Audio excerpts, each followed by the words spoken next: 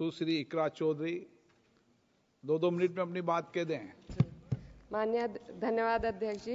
आज मैं 2025 के वित्त विधेयक पर अपने विचार रखने के लिए खड़ी हूँ।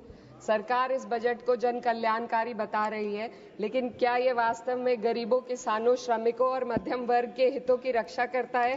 क्या ये युवाओं को रोजगार देगा? क्या महंगाई में राहत देगा? लगातार हम पढ़ते आ रहे हैं कि भारत की जीडीपी पिछले 10 वर्षों में दोगुनी हो गई है और हम जापान और जर्मनी को पीछे छोड़ते हुए 27 तक दुनिया की तीसरी सबसे बड़ी अर्थव्यवस्था बनने के ओर अग्रसर है। लेकिन यह उपलब्धि तब फीकी पड़ जाती है जब हम प्रति व्यक्ति जीडीपी के आंकड़ों को देखते हैं, जिसमें भारत विश्व स्तर पर 100 से अधिक देशों से पीछे है। 23-24 के लिए स्थिर कीमतों पर प्रति व्यक्ति जीडीपी केवल 1,24,600 रुपए है। ये कोई आश्चर्य की बात नहीं कि सरकार इस डेटा पर बात करने से बचती है, क्योंकि वे ये नहीं समझा सकते कि पूरे देश की जीवन स्तर में वृद्धि क्यों नहीं हो रही।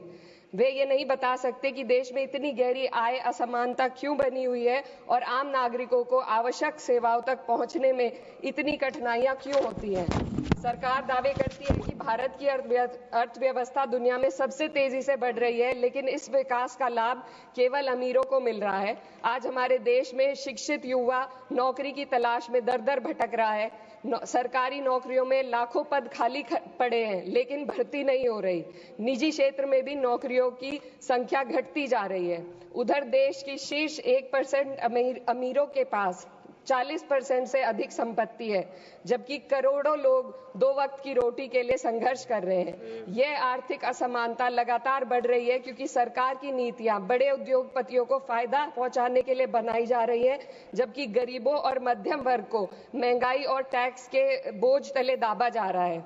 जब यह सरकार सत्ता में आई थी तब $1 लगभग 60 रुपए के बराबर था और आज 83 तक पहुंच गया है। Sir 2 minute. रुपए की इस गिरावट का सीधा असर आम जनता पर पड़ता है। इस सरकार की मौजूदा वित्तीय नीतियां पूरी तरीके से अमीरों के पक्ष में झुकी हुई है। भारत एक समाजवादी देश है जहां सरकार का कर्तव्य है कि शिक्षा, स्वास्थ्य, यातायात जैसी बुनियादी सुविधाओं का लाभ अपने नागरिकों को पहुंचाए और उन्हें समान अवसर और सुरक्षा दे। भारत के सरकारी स्कूलों और अस्पताल की हालात लगातार बद से बदतर होते जा रहे हैं। सर बस किसानों पर अपनी बात रखना चाहती हूँ। हमारा देश तब तक सशक्त नहीं हो सकता जब तक हमारे किसानों को उनका हक नहीं मिलता। 2023-24 में भारत की 46% श्रमिक आबादी कृषि क्षेत्र में कार्यरत थी, फिर भी इस क्षेत्र को नजरअंदाज किया जा रहा है।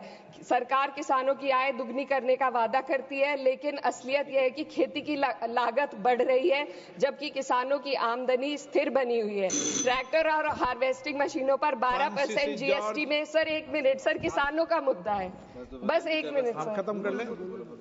हार्वेस्टिंग मशीनों पर 12% जीएसटी से किसानों को परेशानी और बढ़ रही है। यदि सरकार इस बोझ को कम कर दे तो खेती में फायदा होगा। साथ ही साथ प्रधानमंत्री किसान सम्मान निधि के तहत जो मिलने वाली राशि है उसको बढ़ाकर 6,000 से 12,000 कर दे तो किसानों की आय में फायदा होगा।